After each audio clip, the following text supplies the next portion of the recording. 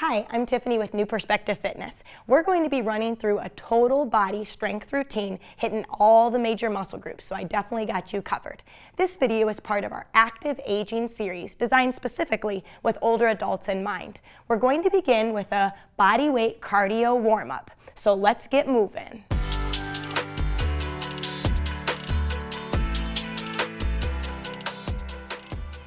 We're beginning our cardio warm-up with a march. March right. Right, left, right, left. March wide. Toe tap reach overhead. It's right and left. Now reach across at chest level. Right and left. We're looking forward. Show me the back of the shoulder. We have 4, 3, 2. Now hamstring curl, arm curl. It's right and left. 4 with the right. 4, 3, 2. 4 with the left. 4, 3, 2. Now 2 with the right. 2, 2 left. 8 singles, countdown. 8, 7, 6, 5, 4, 3, 2. March right. Toe tap, arm reach forward, right and left. 2 with the right. 2 left. March left. March wide. You know what's coming. Toe tap, arm reach with the left and the right. Left and right. Let's do 4, 3, 2. Reach across at chest level. 4 more. 4, 3, 2. Hamstring curl, arm curl. Left, right. 4 with the left now. 4, 3, 2. 4 with the right. 4, 3, 2. 2 with the left. 2, 2 right. 8 singles, countdown. 8, 7, 6, 5, 4, 3, 2. March with your left. Toe tap, arm reach forward, left, right. 2 with the left, 2 with the right. March right. We're gonna go out, out, in, out, out, in, low and high. Now if this is too much, you could be here all day. You could be here all day, or you get low. Yep, waking up those quads, waking up those hips. Let's do 4, 3, 2, 1. March right. Toe tap, press the arms forward, right and left. 2 with the right, 2 with the left. March left. All right, we go out, out, in. Take this at your level. You can stay high, or you could go low. Get nice and warm. Let's do 4 more. Pumping those arms because we're trying to get every part of us nice and warm. All right, let's stop right there. And now we're not gonna go in so much of a structured warm-up. You're gonna take this at your own pace. So we're just standing with our feet hip distance apart. Don't ever lock those knees out. We have a soft bend in our knees. And I want you to do some shoulder rolls back with me. And again, take this at your own pace. Nice and easy. Now's the time to catch your breath. Sometimes when we're exercising, we tend to hold our breaths because we're so focused on the movement that we're trying to do, especially if you're listening to instruction. That's why I had you count down with me. That's a way for me to try to get you to breathe. So if you didn't count down, you better count down next time you do this video. Now I want you to do a hug and release. So this is, again, a great way to warm up the back of the shoulders. We're hugging, my right arm is on top. And then I'm going to open up, super exaggerated, left arm on top. And then open up. Again, right arm on top, give yourself a nice hug. Open up, left arm on top. And open up. Good. We're gonna finish with taking our fingertips to our shoulders. I call these elbow rolls. So this is just lubricating through the shoulder joint. The shoulder is involved in so much of what we do today. It's a big stabilizer for our chest pressing and our rows.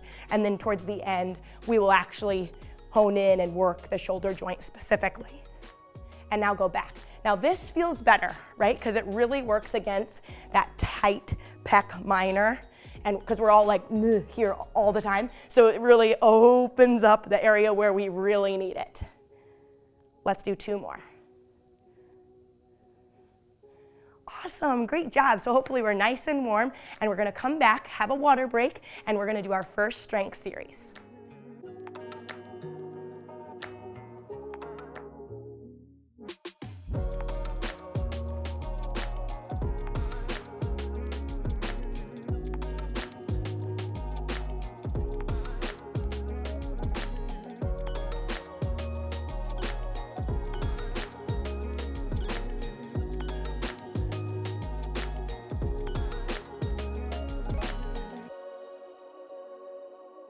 Our first exercise in this series is a chest press with a resistance band. I have the Spry resistance band, and this is the medium intensity. You could also use a flat band if that's what you have available to you.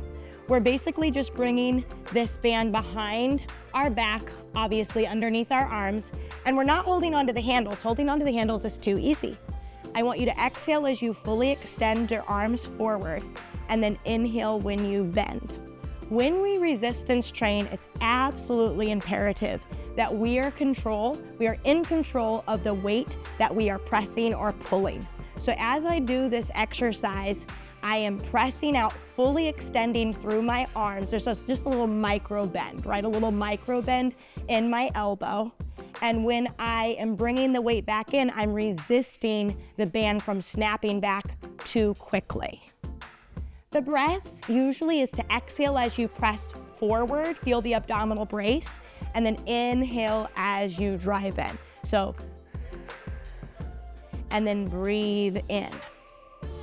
The most important part of working out is just to make sure that you're breathing. So if you're the type of individual and you're thinking, oh, I was breathing opposite of that, that is okay.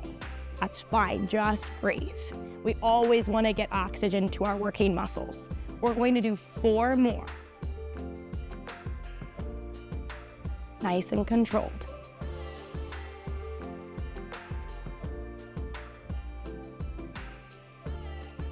One more. Nice. Transitioning to a tricep extension. So we just worked our chest, our triceps, and our shoulders, and now we're just isolating our triceps. So this is a muscle synergist, meaning it was part of the movement that we just did. I would like you to hold your resistance band handle in your right hand, and this is behind your head. Now the band is truly just dangling down to the floor. I have my left arm internally rotated. I'm going to show you a quick snap of that. So we look like this. Okay, now we need to look straight forward. Please don't look down. Because we have this band handle behind us, we might have a tendency to look down. You got to fight that. Look straight forward, exhale as you press up, extend through your right arm, and then you're controlling the band on the way down. We're exhaling on the pressing up phase. And when you exhale, you should feel your abdominals brace. And that's because your abdominal muscles are a muscle of respiration, and so they will fire and contract with each exhalation. You're also feeling work in your shoulder. That's why we warmed them up so well at the beginning, because our shoulders do a lot of stabilizing work. So we want them nice and warm for all of the work that we have to put them through. We're gonna do 5 more. So we're strengthening our right tricep muscle and shoulder, but I do want to draw your attention to our arm that's behind us. We're working internal rotation of our left shoulder, and that is really important. 1 more here. Okay, great. So now let's switch sides. So we're holding onto the handle in our left hand. Again, the band is just dangling down. We're not stepping on the band. And here we go. We're gonna exhale as we press up and then bend. Good. So I was talking about how internal rotation is so important, right? And now we're working internal rotation of our right shoulder. There is a test that we do, it's called the back scratch test when I work with seniors, and that's just asking people how high can they reach their arm behind their back. So right now, just to give you a reference, my arm is basically at my bra strap line, which is good range of motion. Some of you might have had issues with your shoulder, and maybe it's too hard to get your arm that high. So maybe your arm is closer to your butt, like your hip or your pant line, and that's a-okay. We're all at our own journey with our health and fitness. We're gonna do 5 more.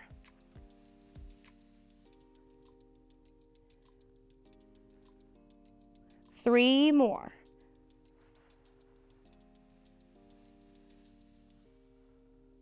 Last one. Excellent. So at this time, we are going to move on to working the quadriceps and glutes. We're going to do a multi-joint compound movement here. So I am grabbing my 5-pound dumbbells. I'm going to go a little bit conservative here. This is a front squat. I would recommend if you're new, you could start with no resistance, 3 5-pound, and then if you're more advanced, I'd like to see you at maybe 8 or 10 pounds. We're going to take a seat in our chair, and our feet should be firmly planted on the ground. Front squat means that we're going to keep the weights right at our shoulders throughout this entire series. So I want to make sure that my feet are positioned correctly so that they're right in a good angle. They were too far out, so now I'm bringing them in. To execute a front squat, you're actually going to begin with your torso first. So your torso leans forward. You're almost moving towards your knees, and then I want you to stand up. And then we're going to reach our butt back to sit back down. Now, if you're someone that has a lot of knee pain, maybe osteoarthritis, or if you had knee replacement, you might find it more beneficial when you go down to really reach your butt back. If you don't have knee issues, you don't have to be so exaggerated with your squat. And that's going to put a little bit more pressure on your knee, and that's fine because you have healthy knees.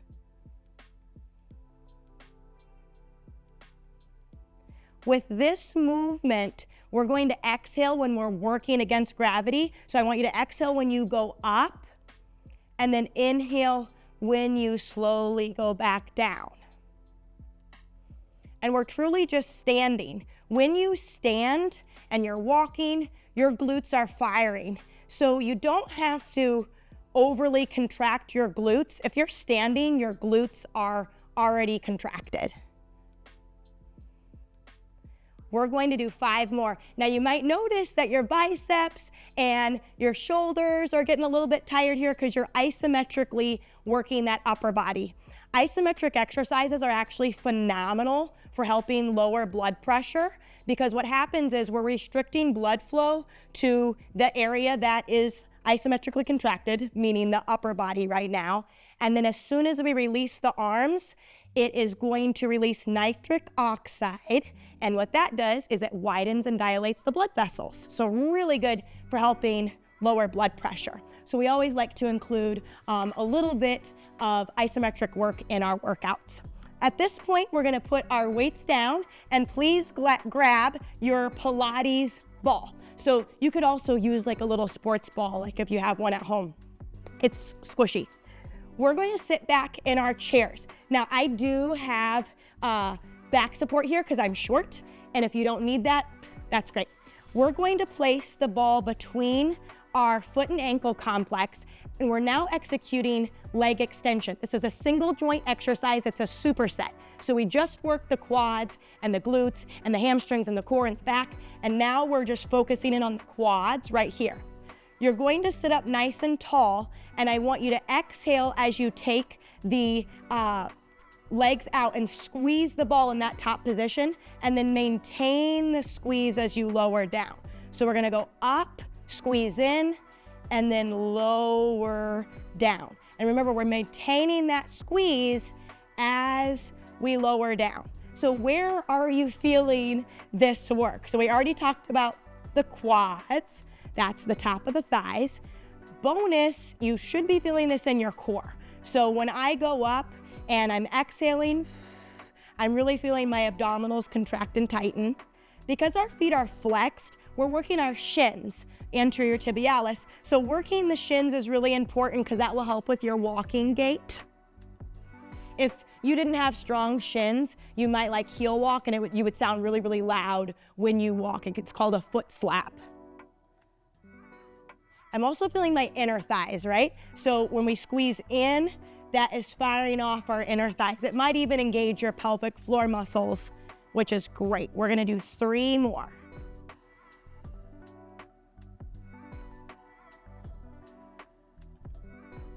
And 1 more.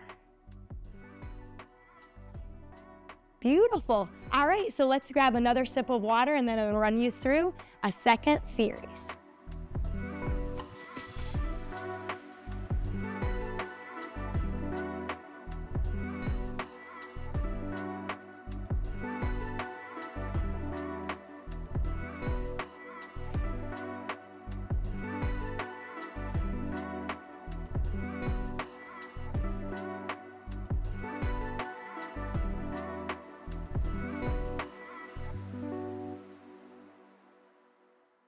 All right, we're in our second of 3 series and we're going to begin with a single arm row. What we need is a dumbbell, just 1 dumbbell and a chair. Now, if you've been doing this video for a while, you know the weight to grab, I would say 10, 12, 15 pounds. If we're new, I would say maybe 5-pound dumbbells or 8-pound dumbbells is where we wanna start. So I'm grabbing a 15-pound dumbbell here. What we are going to set ourselves up is we need our chair and we're going to have whichever hand is holding the dumbbell, you're going to have that leg back. So from here, you're going to exhale and bring the dumbbell up towards your hip and then elongate the arm down nice and easy. When you execute this row, you're working primarily the largest muscle in your back. It's called your latissimus dorsi. Now, ideally, as you do this exercise, the reason why I said row up towards your hip is I want you to make sure that you're not overstressing your shoulder joint. You're working your bicep muscle, you are still working the shoulder. Again, we just don't want to overstress it. And your core is having to be nice and braced. So your abdominal muscles are firing to support your low back, because when you're bent over, your back is in a vulnerable position and it demands that the abs fire. We're gonna do 5 more repetitions. Remember, when we resistance train, we're going very slow and controlled, especially on the lengthening down phase when the weight is moving back to the start position. 2 more repetitions. Last one. Beautiful. Now we're switching arms. Again, the hand that's holding the dumbbell, your leg is going to be extended back in this lunge position.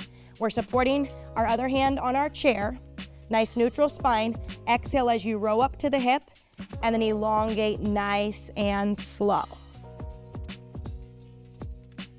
We're exhaling as we row up towards our hip, or maybe you could think belly button.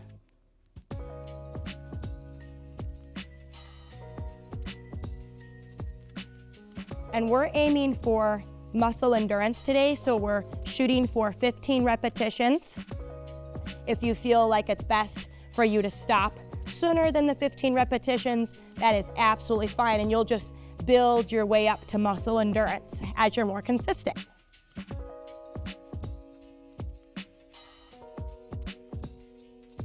Five more repetitions if you're going for the 15 with me.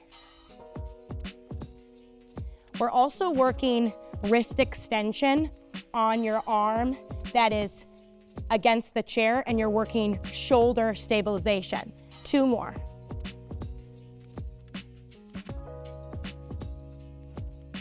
Nice. So we just worked the lats, and now we're going to move on to hammer curls. So this is very similar to before, where we worked, you remember when we worked the chest and then the triceps? Now we're doing the back and then the biceps. So these are muscle synergists. So the biceps were already involved a little bit, and now we're gonna isolate them.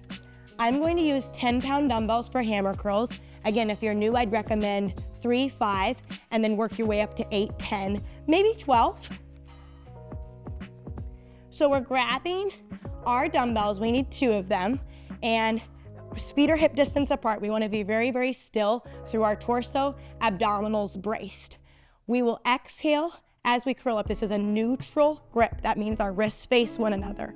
And then you're going to slowly lower down.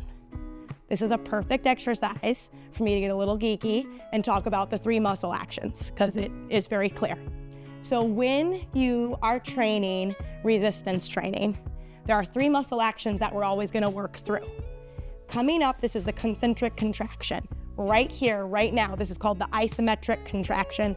And then when you lower down, that's called the eccentric contraction. And they've studied all of these muscle actions and they've posed the question, which muscle action is the most effective for building strength? And the answer is the lowering down phase, the eccentric contraction. So we can come up for about 2 counts, hold for about 2, and then we really want to lower down slowly for 4, 3, 2, 1. Because when you go real slow on that eccentric contraction, it absolutely makes training more effective. And that's what we're all about, right? We're here putting in the work, but let's just make it even more effective for ourselves. So again, our goal is 15 repetitions. We're halfway. If you want to stop at 10, that's a-okay. This is 9. And lower down nice and slow. 10.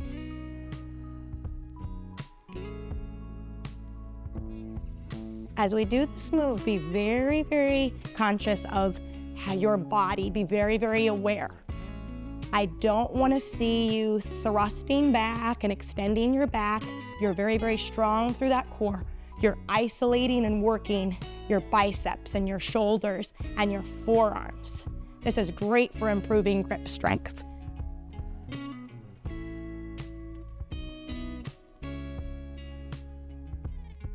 Two more.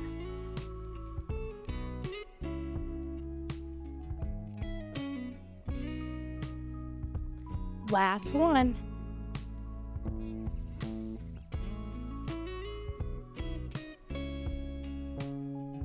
Excellent.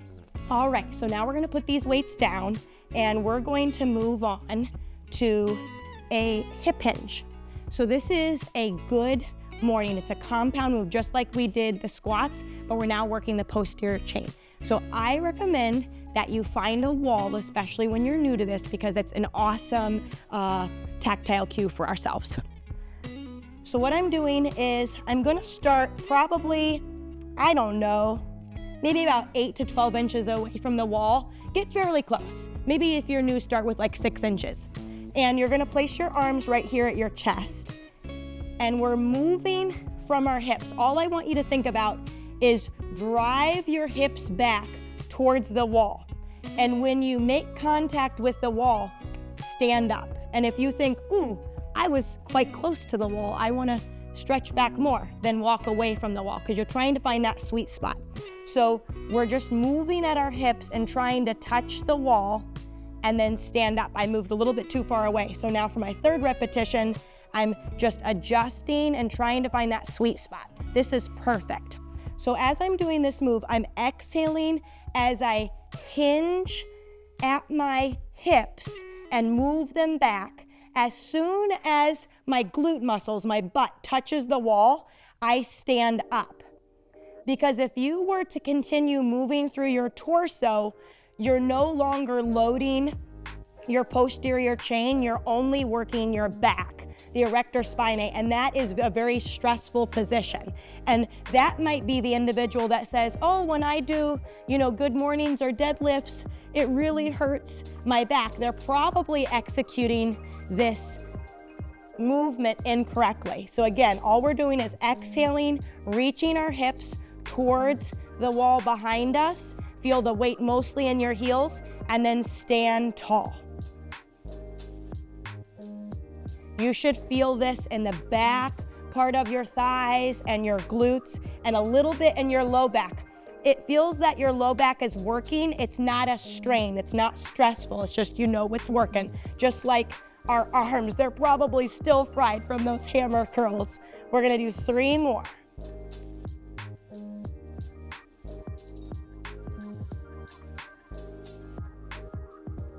There's always a little soft bend because we don't want to overstress our knees. 1 more.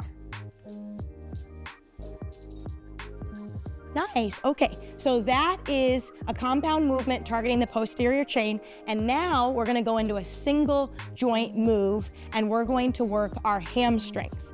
At this time, you're gonna grab one of your mini loops. If you're new, well, first of all, you could do no weight at all, or you could use a light or a medium. I'm gonna use a heavy so that I can really feel this movement. I recommend taking a seat just so that we're safe getting this on. And then you're going to use your chair. So I'm just gonna turn my chair around here. Okay, let's go ahead and have 1 foot forward. 1 foot is closer to your chair, and the other foot is staggered back. I'm technically hip distance apart here, but now I've staggered myself. You see that the leg that I'm targeting, I'm on the ball of my foot. Now, for optimal hip range of motion, we're not gonna stay completely upright. You will feel more natural if we're in a fixed forward hinge position. But from here, I'm not gonna be moving about. I'm gonna be in a fixed position. Now you're going to curl towards 90 and then tap the foot down. Exhale to bend, inhale to straighten. And what you're feeling is the hamstring muscle on the leg that you're curling is firing and contracting. Now, the leg that's stable, the leg that's closest to the chair, is also feeling work because we're having to stabilize our body, but the primary mover is the band and the foot that's driving up towards that 90-degree angle. We're exhaling on the curling phase. Inhale to go down. That's 10. You could stop there or keep pushing through for 5 more.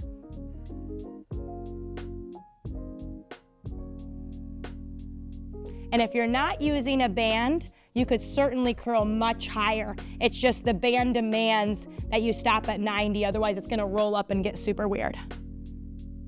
All right, now go ahead and switch. Stable leg is closer to the chair. We're in a fixed forward lean, just a little bit of a hinge here. We're on the ball of the foot that we're going to be curling, and curl up and down. And I like this miniature band positioned right near my ankle bone, you know, just right near that heel. If it's too high, it might not feel right. So feel free to adjust and find that sweet spot for yourself. Again, your mental focus is on that posterior chain. You're feeling it in the back of the thigh. That's the hamstring muscle. You might feel it a little bit in the glute, you know, because the hamstrings attached to that glute muscle. Glute meaning butt. 3 more.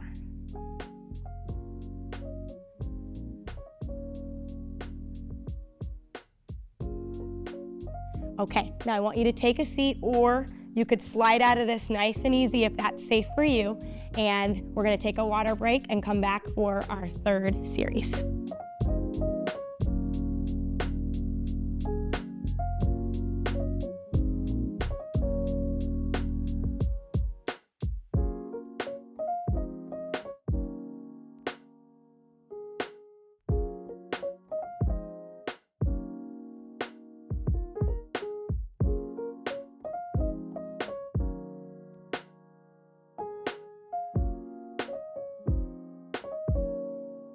We're back with our 3rd and final series, and we're going to start with our Pilates ball and target our abdominal muscles. So grab your Pilates ball, and we need our chair. We're going to place the ball behind your back. Now, where you place the ball is really dependent on your torso and how tall you are. So you're going to find the right sweet spot for yourself. A general rule of thumb is to place the ball pretty much right at the bra strap line or the bottom of the shoulder blades. Some people prefer it a little bit lower, okay? So here is the exercise move. We are going to place our arms at our chest, And I want you to flex forward, working our rectus abdominis. This is your superficial six-pack abs. And then you're going to slowly extend back. So we want to feel supported during this back extension. If you don't, move your ball and adjust it. Exhale as you go forward. And then breathe in when you extend back. That's working the erector spinae. This movement, we're going to keep going. Exhale to go forward and inhale to go back. You just keep moving, okay? This movement is phenomenal, not only for your stomach and your back, but we're also targeting muscles in our neck. And so many of us, especially as seniors, we have a lot of issues with our neck because we might have osteoarthritis there, or it might just be in pain from forward head posture, which is a common posture misalignment. But this exercise is phenomenal because you're working your cervical flexors and you're working your cervical extensors. The reason why I'm such a stickler on how you breathe with this particular exercise is our abdominal muscles are a muscle of respiration. So when you exhale on that forward crunch, it truly is firing off the abdominal muscles more. This is 10, so feel free to stop at 10, or you can keep pushing through with me on to 15, getting into a little bit higher rep range.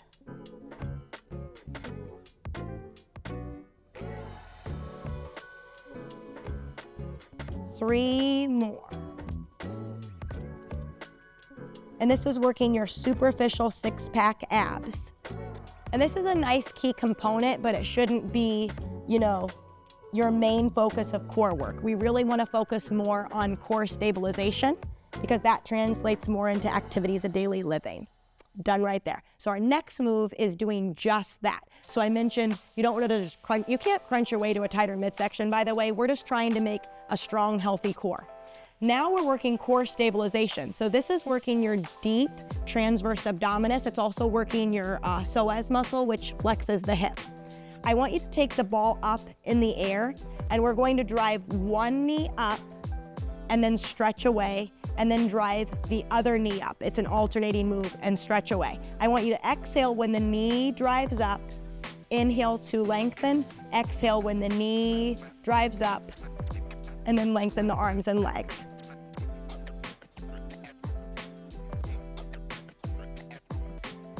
So our core really is meant to stabilize our spine and protect our back. And when I work with newer clients and I say, all right, really feel those abs contract and brace, they're like, I don't feel it. Sometimes they say that, I don't feel it. As long as you don't feel any back pain while you're doing this, I promise you, your abs are firing and contracting. And if you are feeling back pain, it just means that you have weakness there. So maybe you do fewer reps, take a break, and then join in, and then eventually we'll work our way up. If you have shoulder issues, maybe it hurts to fully extend your arms, so you're just only extending to the length that you can execute. We don't have to match each other. We're all just working with our own bodies and within our own ability. We're gonna do 5 more rounds. This is a long set, but very effective. And like I said earlier, this really translates into activities of daily living because throughout many activities that we do need to have our abdominals brace and contract and support our spine.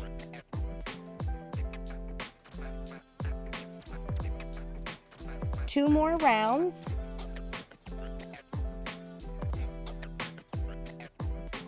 Final time through.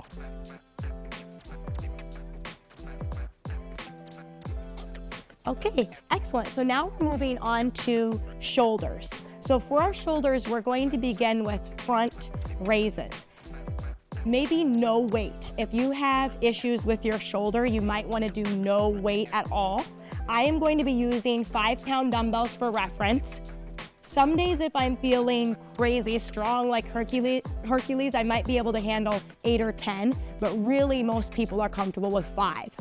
Our feet are hip distance apart, and we are going to exhale and bring the dumbbells up just to shoulder height. Notice how my wrists are facing one another, and then I'm lowering down with control. We do not want to be moving or rocking through our midsection. We're just nice and tight through that torso. Soft bend in the knees. This is really one of those exercises where it might start off easy and then you're just like, oh my word, as we get to those higher repetitions. So definitely start off conservatively.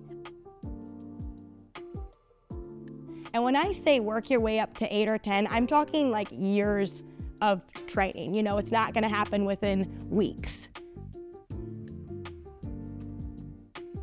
It's all about consistency. So the more you do a specific exercise, you will get stronger in that area. Now we are at 10 right here. So we might want to stop at 10, but we're going to keep going to 15 if you want to join me. We're always thinking about those 3 muscle actions. With that isometric hold, just pretend that someone's going to snap a picture and then lower down. So you just want to hold it enough.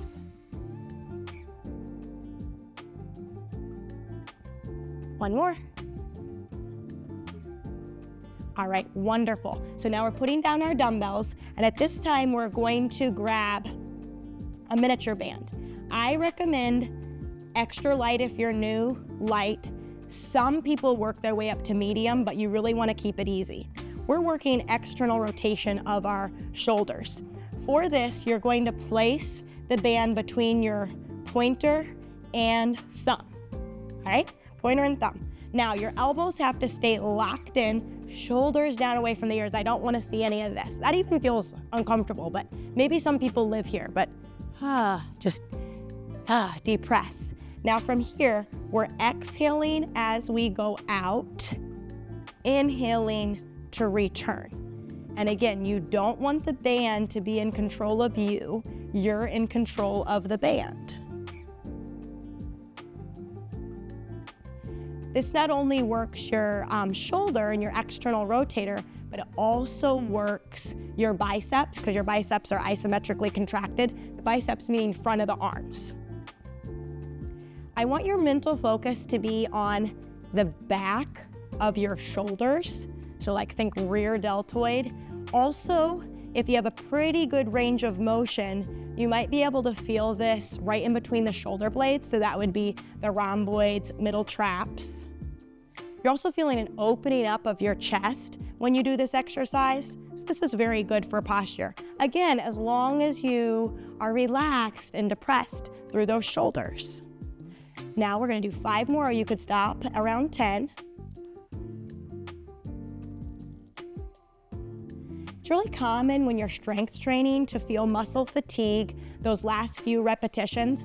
I personally describe it as almost like a burning sensation, like a warmth in my muscle, but not everyone feels that. So you could be like, what are you talking about, Tiff? But that's how I describe it. All right, beautiful. So now those shoulders are hopefully really feeling it. Our final exercise is going to be exercises to help your gait. So I am going to be targeting calf raises, and then we're gonna do heel walks. For calf raises, we can truly handle a lot of weight. So I'm gonna go with 10-pound dumbbells. If you're new, maybe you're gonna go with 5, 8. If you're more advanced, maybe you wanna even hold 15s. So I'm grabbing my 10s. You need 2 dumbbells for this movement. We're gonna stand with our feet hip distance apart, and I want you to come up onto the balls of the feet, the heels lift, and we're gonna lower back down. So we're gonna exhale to go up, and then lower back down. Good. We're trying to keep our feet parallel and our heels parallel to one another. You might notice that your feet want to roll out, but that we are working on parallel. And your arms are just down by your sides. Now, with this exercise, we want to try to lower down with control, but I wanted to get our first few repetitions in and get us used to that exercise. But now we're going up, we're holding that isometric hold, and then we're lowering down slow. If balance is an issue for you, it's a-okay to use a chair for this exercise. You're still working the same muscles. I'm making us all do 15. I tried to sneak that past you. I didn't warn you at the 10. We're going for 15. 2 more, let's finish strong. 1 more. Okay, wonderful. So we're done with these dumbbells, and we're going to pair this with the opposite muscle group. So you just worked your calf muscles here, and now we're gonna work our shins. So with this one, it's gonna be a timed exercise. I'm gonna put 1 minute on the clock, and let me show you first. You're truly just walking on your heels. That is the movement. Okay, so let's do it. We're gonna put 1 minute on the clock. Ready, gotta find it, and go. So here we are, you're walking on your heels. Try not to compensate your body too much. What we're doing is we're targeting our shins, so the front part of the lower leg. We touched upon this a little bit, but this is just important for a good walking gait. Honestly, this is a little bit of a balance exercise too, so I do some balance videos, and this is in there also. This muscle group, we're all guilty of not working it enough, so you might really be feeling fatigue. I'm doing okay right now. We have 20 more seconds. And if you have a longer space, use as much space available to you when you're doing this heel walk. Ooh, I'm starting to feel the burn. Less than 10 seconds left. Nice.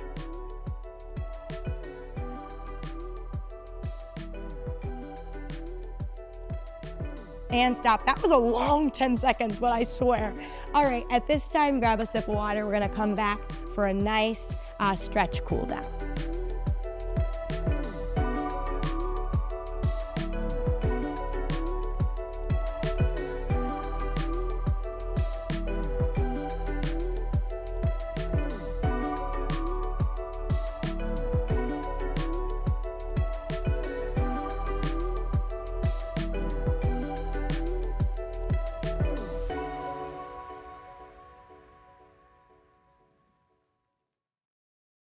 Welcome back from your water break, and now we're coming into stretching and cool down.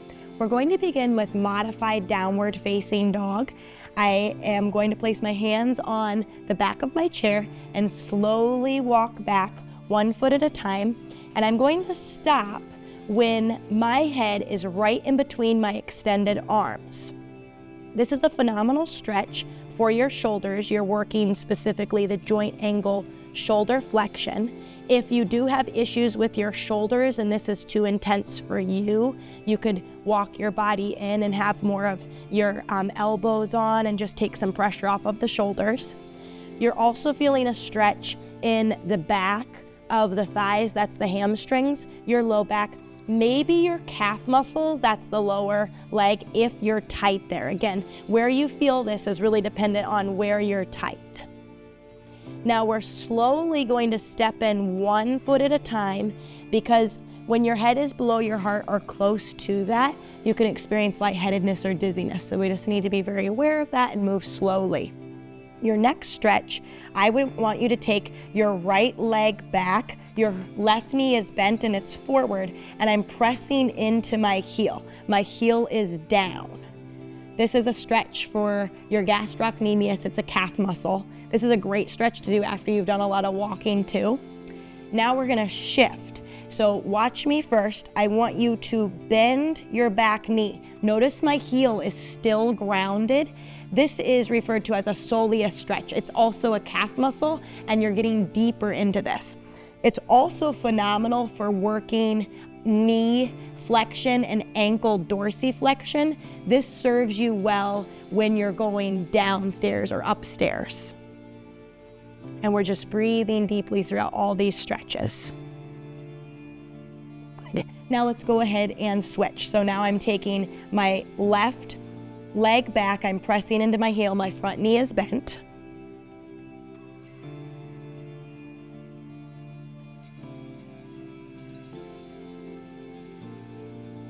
And now watch me, I'm going to bend my back knee, shift my hips back. And this is now stretching the soleus.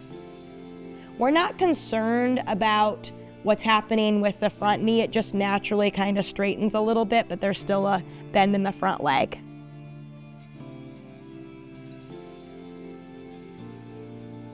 Great. Now we're moving on to a hamstring stretch. So for the hamstring stretch, I am going to have you hold on, and let's go ahead. It doesn't matter which leg. I want you to bring one leg up, and then I want you to hinge forward. Because this is, inclusive to everybody, I'm going to have everybody hinge because it's just safer universally versus doing a rounded back. So you're just hinging at the waist here. My foot is flexed, so I'm thinking toes to my nose as I perform this stretch. You're feeling this in the hamstring, which is that back of the thigh. And again, if you're tight through your calf muscle, you might feel a stretch in your calf, that lower leg. Good. Now you can bend your knee to come out of this, and then let's bring our other leg up. And same thing, we're upright, and then we're hinging just as far as we can lean forward. And you should feel that pulling sensation. That this is easy, and it's getting harder as you lean forward. If you notice a significant difference between your sides when I stretch one side and then the other, if there's one side that's tighter, you should stretch it more. So that's your homework. If you ever notice a tighter side, give me more stretches on that side. Good. So we're bringing our upper body up, and now we're going to come into seated figure 4 stretch. Okay, so I'm going to come square to you. I want you to sit forward in your chair, and let's bring our right leg up. Now from here, maybe for some people this is enough of a stretch, like, you might actually look like this, but your leg is going to come up, you're working external rotation of your right hip, and now I want you to hinge forward. I'm not rounding, I'm hinging. When you do that, you're going to feel a pull in your hip and glute on the right side. This is stretching your piriformis, which is a muscle in your butt, and that can get really tight. Another aspect about this exercise that I want you to think about, if you can, think of pushing your right knee down and lifting your foot up. Your knee is probably going to be significantly higher than your ankle complex, but just pretend that we can even that out. Good. To exit this pose, we're going to bring our torso up and then take the right foot down, and now bring the left foot up. And again, a lot of us probably look like this, okay? But to the best of our ability, we're going to push that left knee down, and I want you to hinge forward at your waist. Go to that sticking point. So the question is, when you stretch, where should we go? Like, how far is too far, or where should we go? You want to go right below your pain threshold. That's actually an answer to a test question on an exercise physiology test. So right below your pain threshold, and there shouldn't be any shaking. Shaking is an indication that you have gone too far. And we're doing static stretches, which means we're going to the point of where we feel a lot of tension and we're holding. There's no bouncing. Great. Slowly come on up. All right, the next stretch that we're going to do is standing quadricep stretch. Now, you might want a stretching strap. So I have one here just for demo purposes. What that would look like is you would create a little cradle for yourself. You're holding on for balance assistance, and then you're just going to pull your leg up using the stretching strap, okay? So that is an option. A lot of people do have pretty good knee flexion, and they can grab on to their foot. Also, I have some clients that they're okay with grabbing onto their pant leg or like a sock. So that's an option too, okay? So we're just going to pull our heel up towards our butt. This is stretching the front of the thigh, and it's also really good for knee flexion. And we're breathing deeply.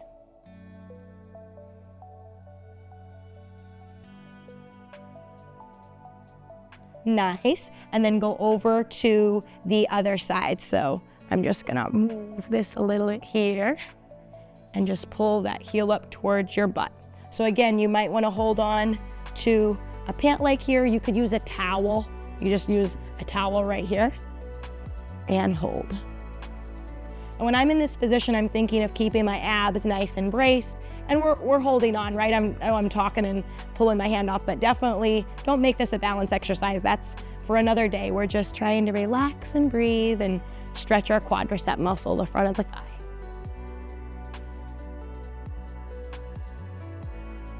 All right, up next, we are going to just start stretching that upper body. So I'm gonna sit forward in my chair so that my feet are flat on the ground. I want you to take your right arm across, and then we're just going to hold today. So don't let that shoulder creep up. Make sure it's down and depressed. You're feeling this in the back of the shoulder.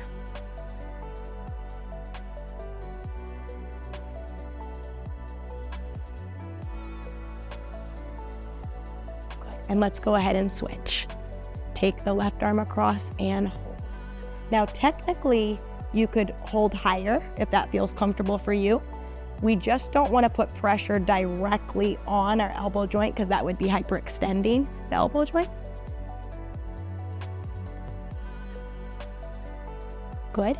And now let's reach our right arm up. Please pat the center of your back and look straight forward. All right. Now I'm pulling my right elbow in a little bit more because I can tolerate that. I'm pressing the back of my head into my right arm that's behind me.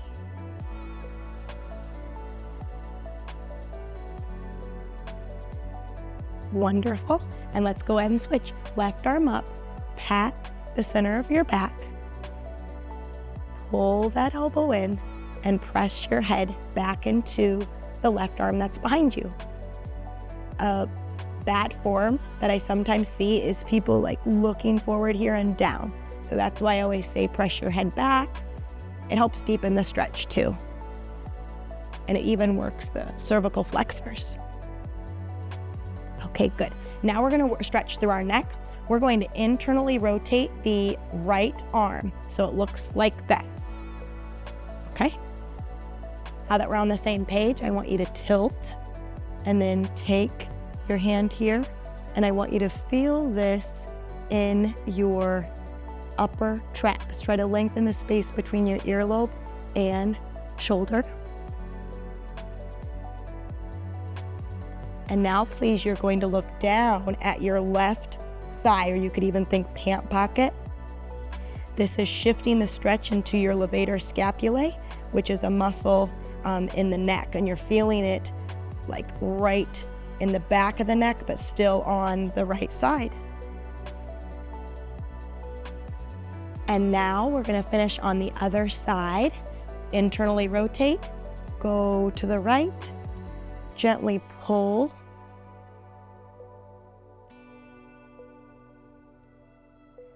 and look at your right hip now. That's stretching your levator scapulae. Feel that in the back of the neck.